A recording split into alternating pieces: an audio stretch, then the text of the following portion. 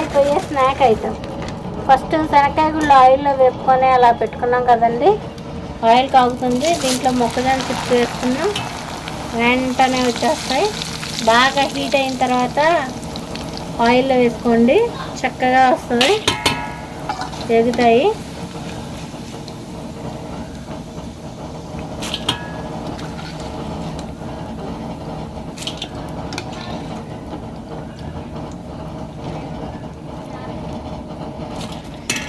అటుకులు వేసేసుకుందాం, కొంచెం వేపుకునే అటుకులు కొంచెం.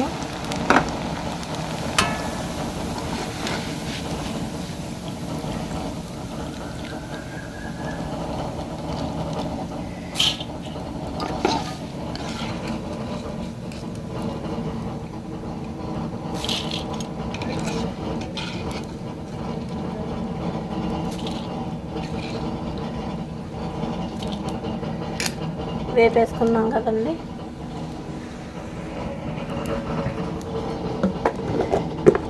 దీంట్లో కొంచెం కారం తగినంత,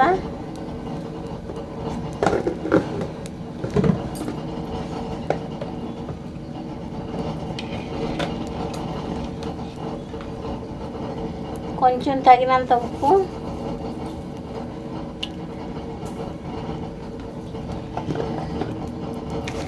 ఉంటే కరివేపాకు అది కూడా వేసుకోవచ్చండి. వేసుకుంటే చక్కగా ఇలా కలిపేసుకుంటే